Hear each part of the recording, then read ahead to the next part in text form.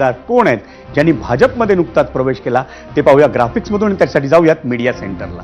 आपलं सोडलं भाजपला धरलं. राघव चड्डा, संदीप पाठक, अशोक मित्तल.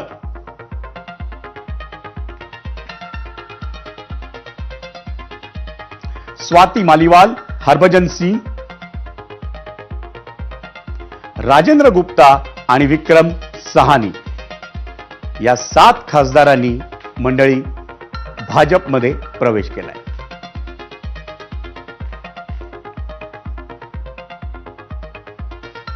आणि आम आदमी पक्षात एवढ्या मोठ्या घडामोडी घडल्यानंतर स्वतः अरविंद केजरीवाल यावर काय प्रतिक्रिया देतील याकडे सगळ्यांचं लक्ष होतं. पण पहिली प्रतिक्रिया आली ती पक्षाचे खासदार संजय सिंह यांची. संजय सिंह यांनी या 7ही खासदारांवर ताशेरे ओढलेच, पण सोबत ऑपरेशन लोटसचाही उल्लेख करून भाजपवर सणकून टीका केली. ऐकूयात संजय सिंह नेमके काय म्हणाले. लाखों लाख करोड़ रुपए जिस पार्टी ने भ्रष्टाचार किया, इलेक्टोरल बॉन्ड से लेके लाखों लाख करोड़ रुपए का भ्रष्टाचार भारतीय जनता पार्टी ने किया. आजादी के बाद से दुनिया की सबसे भ्रष्ट पार्टी का नाम है भारतीय जनता पार्टी.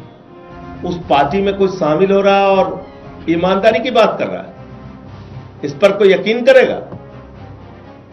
जिस पार्टी ने पूरे देश में एक ऑर्गेनाइज्ड करप्शन, एक संगठित भ्रष्टाचार किया, उस पार्टी के साथ शामिल होकर आप कह रहे हैं आप भ्रष्टाचार खिलाफ हैं. पंजाब के किसी भी व्यक्ति को कोई गंभीर से गंभीर बीमारी हो जाए 10 लाख रुपए तक का इलाज मुफ्त में कराने का काम करती है. ऐसा बेहतरीन काम करने वाली भगवंत मान की सरकार, ऐसा बेहतरीन काम करने वाली आम आदमी पार्टी की सरकार को भारतीय जनता पार्टी ने, नरेंद्र मोदी और अमित शाह ने रोकने, तोड़ने और उनके काम को बाधित करने का काम किया है. पंजाब की जनता के साथ धोखा देने का काम किया है.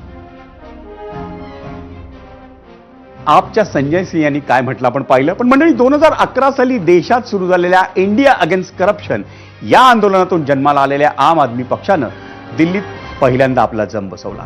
अरविंद केजरीवाल यांच्या नेतृत्वाखाली 2012 साली आम आदमी पक्षाची स्थापना झाली. अवघ्या 2 वर्षात आम आदमी पक्षानं दिल्लीत 3 टर्मपासून असलेल्या काँग्रेसच्या सत्तेला उलथवून लावलं.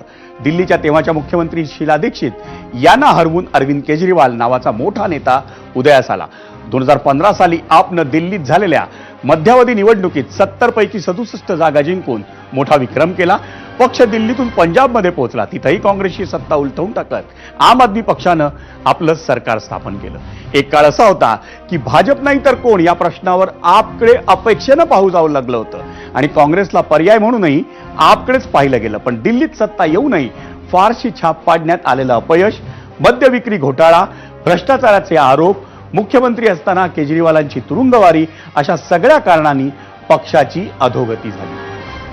पण त्याहूनही जास्त नुकसान केजरीवाल यांच्या नेतृत्वामुळे झाल्याचं आपचे नेते सांगतात. केजरीवाल आणि मनीष सिसोदियांच्या एककल्ली कारभारामुळेच अनेक जण पक्ष सोडून जातात आणि हेच राघव चड्डानेही सांगितलं. गेल्या 10 वर्षात केजरीवाल